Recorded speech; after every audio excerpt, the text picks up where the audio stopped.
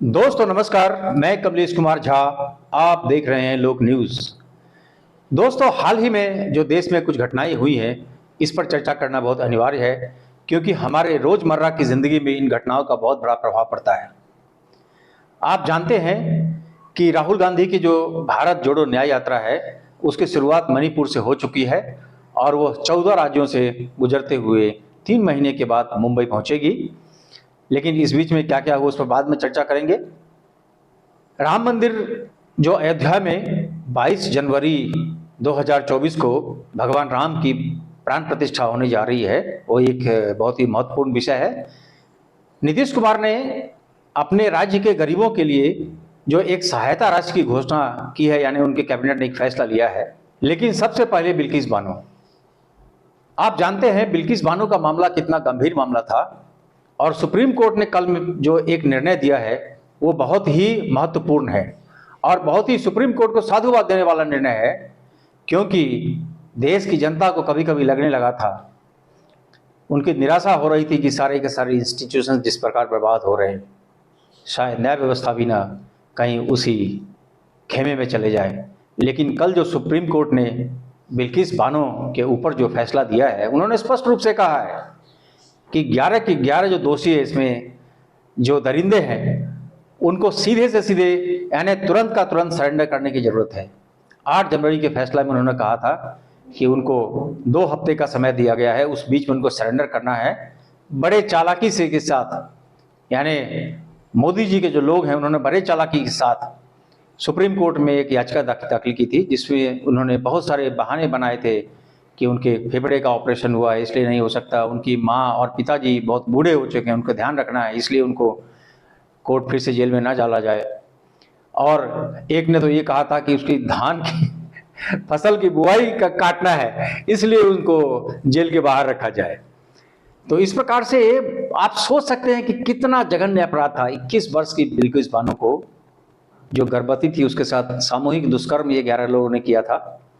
उसकी 4 साल की बेटी को पटक पटक कर मार डाला गया था। उनके घर में मौजूद जितने लोग थे उसको सबको मार डाला गया था। और इतने जघन्य अपराधियों को, जिसे मुंबई हाई कोर्ट ने सजा दी थी आजन्म कारावास की, उसको गुजरात सरकार ने माफ़ कर दिया है, कहते हुए कि उनके आचरण अच्छे हुए हैं, वो ब्राह्मण हैं, वो बहुत ही अच्छे लोग हैं, इसलिए उनको हम छोड़ रहे हैं। अब मुझे बताइए, इलेक्शन में आपका फ़ायदा तो हो गया, लेकिन आप सोचिए कि आपने क्या किया। इसके पहले जो इसमें जिरह हुई थी सुप्रीम कोर्ट में, उस समय के जजेस ने ये कहा था कि ऐसा लगता है कि इसमें सरकार भी शामिल है। उस सरकार में उस समय कौन थे, कौन मुख्यमंत्री था उस समय? यही जो सांकेतिक यजमान आजकल अयोध्या में हमारे माननीय प्रधानमंत्री जी नरेंद्र मोदी जी, वही मुख्यमंत्री थे उस समय। खैर, इन विषयों पर बहुत मैं एकदम नीचे तक नहीं जाना चाहूँगा, लेकिन क्या आपको लगता है कि ये लोग सज्जन कहलाने के लायक हैं, जिनको आपने छोड़ दिया, जो बाहर घूम रहे थे? सुप्रीम कोर्ट ने स्पष्ट रूप से कहा है कि ये लोग एक दिन भी बाहर रहने के लायक नहीं है, और एकदम ऐतराज जताया है जस्टिस नागरत्ना उनके साथी ने। और इस बेंच ने स्पष्ट रूप से कहा है कि तुरंत का तुरंत उनको सरेंडर होना है, उनकी बहानेबाजी बिल्कुल नहीं चलेगी। दूसरा मुद्दा है राम मंदिर का। राम मंदिर आप जानते हैं, जहां पर भगवान राम का 22 जनवरी को प्राण प्रतिष्ठा का कार्यक्रम है। पूरे देश में राम का माहौल बनाने की कोशिश की जा रही है, और एक गाना आ रहा है अभी कि राम आएंगे। अरे, राम तो अब तक नहीं आए थे। राम के बिना आए हुए ही आप रोज काम कर रहे हैं। राम तो कन कन में बसे हुए हैं। राम आज यानी 22 तारीख को नहीं आएंगे, राम बहुत पहले आ चुके हैं। आपके पूर्वजों और उनके पूर्वजों, ना जाने कितने पूर्वजों पहले से पहले भी राम आ चुके हैं। बिना राम के एक कदम चलना मुश्किल है। एक हिंदी गाना, हिंदी फिल्म का एक पुराना गीत है, मेरे रोम रोम में बसने वाले राम, जगत के स्वामी, ओ अंतर्यामी, तुझसे मैं क्या मांगू। यानी राम से मांगने की जरूरत नहीं पड़ती है। आप जानते हैं राम मंदिर का जो प्राण प्रतिष्ठा होगा, राम भगवान का प्राण प्रतिष्ठा में उसकी किसको बुलाया गया है? महाशय स्वामी प्रसाद मौर्य। सत्ता का मलाई खाने के लिए स्वामी प्रसाद मौर्य ने बीजेपी का दामन थामा है, और बीजेपी ने भी स्वामी प्रसाद मौर्य का दामन इसलिए थामा है कि उनके जात का उनको वोट चाहिए और सत्ता में बने रहें। आपको याद होगा स्वामी प्रसाद मौर्य ने किस तरह से दशरथ भगवान और राम भगवान को गालियां दी थी। आपको याद होगा कि एक अभिनेत्री ने कहा था कि बीफ यानी गोमांस खाने में कोई हर्जा नहीं है। ऐसे ऐसे लोगों को राम मंदिर में बुलाया गया प्राण प्रतिष्ठा में, और आडवाणी जी, मुरली मनोहर जोशी जी, जिनका बहुत बड़ा हाथ है, उनको उससे दूर रखा गया है। क्या लगता है आपको कि कैमरा मोदी जी के ऊपर आना चाहिए इसलिए किया गया? बिल्कुल सच आप मान रहे हैं। ये क्या चल रहा है? चले गए अशोक सिंघल जी 1850 करोड़ रुपया जमा करके। एक विश्व हिंदू परिषद के एक पदाधिकारी ने 4 PM न्यूज को बताया था कि कहे मेरे सामने ये लोग आकर के उन्होंने पैसा नहीं खाया है, और चंपत राय को आपने सब कुछ दे दिया। वही चंपत राय जिन्होंने कहा कि आडवाणी और मुरली मनोहर जोशी को उसमें नहीं आना चाहिए। 2 करोड़ रुपए से 18.5 करोड़ रुपए जमीन की कीमत, राम भगवान की जो मंदिर बन रही उसकी जमीन की कीमत खरीदने के लिए 2 करोड़ से 18.5 करोड़ सिर्फ 2 घंटे में हो जाते हैं, और राम मंदिर को बनने में हजारों करोड़ लगे हैं। इसका चंपत राय ने क्या किया होगा मैं नहीं जानता हूं, मैं उन पर आरोप नहीं लगाता, लेकिन जनता ये शंका कर सकती है। और मोदी जी, आपसे इनके गहरे संबंध क्यों हैं? जनता तो शंका करेगी। शैवों को और शाक्तों को आपने ये कह दिया, यानी चंपत राय ने कह दिया कि इनका राम पर कोई अधिकार नहीं है, सिर्फ रामानंद संप्रदाय का अधिकार है। जो शिव को मानते हैं वो शैव हैं, जो शक्ति को मानते हैं वो शाक्त हैं, और शैव और शाक्तों का कोई अधिकार नहीं है, रामानंद संप्रदाय का अधिकार है। मैं सीधा से प्रश्न पूछना चाहता हूं कि जब नरसिम्हा राव सरकार ने चारों शंकराचार्य रामानंद संप्रदाय को मिलकर एक रामालय बनाया था, उनको आपने निरस्त किया?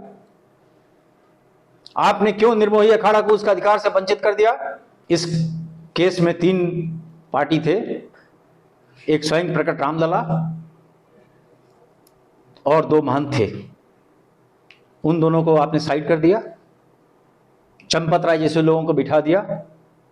शंका लाजमी है, कोई भी शंका करेगा। आपके व्यक्तिगत कोई शंका नहीं है, लेकिन जिन लोगों को आपने शामिल किया है उनके चरित्र पर शंका हो सकता है। राहुल गांधी की रथ यात्रा शुरू हो चुकी है। मणिपुर से लेकर यह जाएगी मुंबई तक। 6200 किलोमीटर की यात्रा होगी, 3 महीने की यात्रा है, और लगभग 14 राज्यों को कवर करेगी।